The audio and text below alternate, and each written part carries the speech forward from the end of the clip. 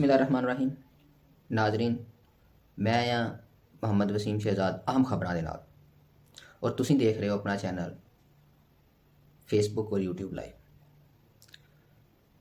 अज दी अहम खबर जिहड़ी है वो बड़ी दिल दहला देने वाली है। इन्ना दिल खट्टा कीता ना कि अज बंबारी गज़ा दे अंदर होई है और ਉਹਦੇ ਵਿੱਚ 47 ਐਥਲੀਟ ਖਿਲਾੜੀਆਂ ਨੂੰ ਸ਼ਹੀਦ ਕਰ ਦਿੱਤਾ ਗਿਆ। खिलाड़ी किसी भी मुल्क के वास्ते अमन का पैगाम होंगे ने।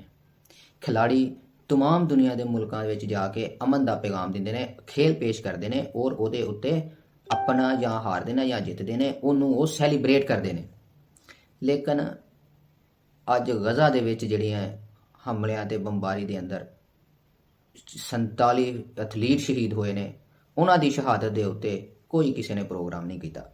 बहुत घट कोई इक्का दुक्का किसी ने अगर कोई बयान भी दिता है। मगर फलस्तीन के अंदर रहन वाले जिहड़े ने वो बहुत गमज़दा ने। उन्होंने यह कहना शुरू कर दिता मुसलमानों को कि तुसीं साडे वास्ते आ जिहड़े मस्जिदां विच मौलवी बह के जुमे की नमाज तो बाद या दूसरी कोई भी नमाज तो बाद बह के जिहड़े कहंदे ने अल्लाह ताला उन्हां दी मदद करे, उन्होंने खुद कहा है कि साडे वास्ते दुआ ना करो, अपने वास्ते दुआ करो, सानूं तुहाडी दुआवां की जरूरत नहीं हैगी। अज सानू खाली दुआवां नाल काम नहीं चलना। अगर दुआवां नाल ही काम चलता होंदा तो फिर तो हुंदा ही कुछ ना, बिगड़दा ही कुछ ना। जिन्ने मुसलमान मुमालिक जिन्हां ते तशद्दद हो रहा, मुसलमानां ते जुल्म सितम हो रहा, जिन्ना भी तशद्दद किया जा रहा, ये तो होना ही नहीं सी अगर दुआवां नाल ही काम चलता। उस तो बाद अज 24 घंटे दे विच जिहड़े ने वो 250 अफराद दोबारा शहीद हो गए ने। जख्मियां की तादाद जिहड़ी है हुण तक 65 दिनों तक जख्मियां की तादाद जिहड़ी है वो 50,000 तो तजावज़ कर गई है। अज की बंबारी दे विच लोग मलबे थले दबे हुए ने। उन्होंने तकरीबन जिहड़ा बंबारी दे विच इसराइलियां ने इन्नी कुछ बंबारी की है और गैस जिहड़ी है वो सुट्टी है, जिहदी वजह नाल बहुत सारे लोग जिहड़े इमारतां थले दबे हुए ने वो उत्थे फोत हो गए ने। उन्होंने कढ़न वाला कोई नहीं है, मलबा उठाने वाला कोई नहीं है।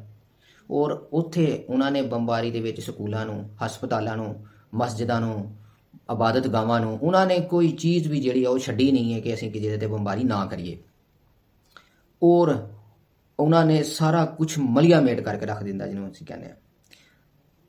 और सोशल मीडिया ते एक वीडियो वायरल हो रही है जिहदे विच यह दिखाया जा रहा है कि इसराइली फौजी जिहड़े ने वो फलस्तीनी आम लोगों को फड़ के ते उन्हां दा की नाम है जिहड़े ने उन्हां दे कपड़े तुरवा के ते उन्हां ते तशद्दद कर रहे हैं।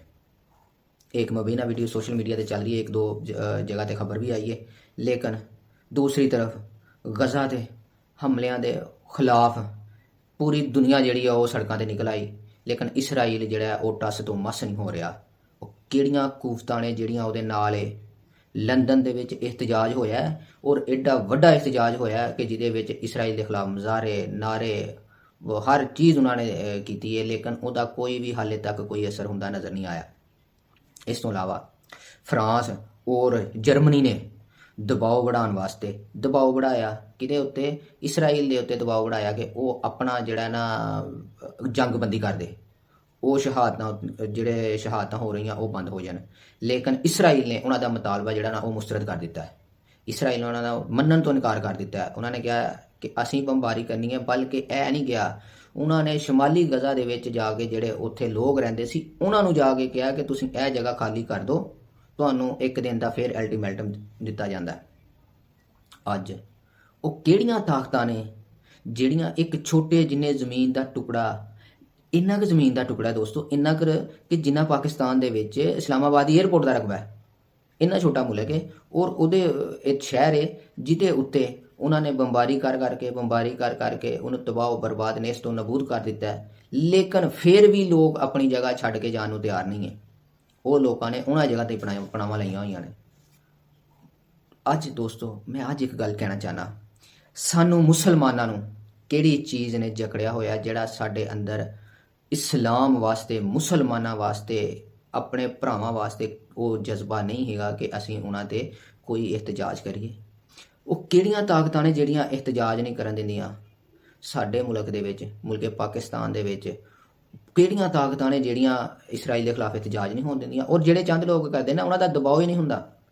अगर इसे गल दे उत्ते ਹਮਾਸ ਦੇ ਜਿਹੜਾ ਲੀਡਰ ਹੈ ਉਹਨੇ ਬਿਆਨ ਦਿੱਤਾ ਕਿ ਅਗਰ ਪਾਕਿਸਤਾਨ ਦਬਾਅ ਪਾਏ ਇਸਰਾਈਲ ਤੇ ਇਸਰਾਈਲ ਜੰਗਬੰਦੀ ਕਰ ਸਕਦਾ ਹੈ।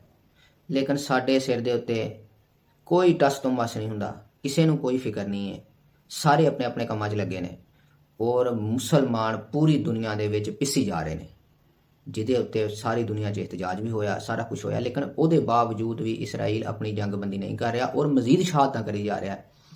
ਦੋਸਤੋ ਮੈਂ ਉੱਥੇ ਇੱਕ ਗੱਲ ਤੁਹਾਨੂੰ ਦੱਸਣਾ ਚਾਹੁੰਦਾ ਕਿ ਉਹ ਕਿਹੜੀਆਂ ਤਾਕਤਾਂ ਨੇ ਜਿਹੜੀਆਂ ਇਹਨਾਂ ਦੇ ਪਿੱਛੇ ਨੇ ਔਰ ਕਿੰਨੀਆਂ ਪਾਵਰਫੁਲ ਨੇ ਕਿ ਉਹਨਾਂ ਇੱਕ ਮੁਲਕ ਇਸਰਾਈਲ ਜਿਹੜਾ ਹੈ ਉਹ ਸਾਰੀ ਦੁਨੀਆ ਦੇ ਮੁਲਕ ਨੂੰ ਆਪਣੀ ਖਾਤਰ 'ਚ ਨਹੀਂ ਲਿਆ ਰਿਹਾ, ਉਹ ਕਿਸੇ ਦੀ ਗੱਲ ਹੀ ਨਹੀਂ ਮੰਨ ਰਿਹਾ। ਐਸੇ ਸਵਾਲ ਦੇ ਨਾਲ ਮੈਂ ਇਹ ਪੁੱਛਣਾ ਚਾਹੁੰਦਾ, ਕਿਆ ਮੁਸਲਮਾਨ ਕਿਸ ਜਿਹੜੀ ਸਦੀ ਤੱਕ ਜਿਹੜੇ ਨਾ ਉਹ ਮਾਰ ਖਾਂਦੇ ਰਹਿਣਗੇ? ਇਹਦੇ ਨਾਲ ਨਾਜ਼ਰੀਨ ਮੈਂ ਆਪਣੇ ਪ੍ਰੋਗਰਾਮ ਦਾ ਇਖਤਤਾਮ ਕਰਨਾ। ਅੱਲਾਹ ਹਾਫਿਜ਼।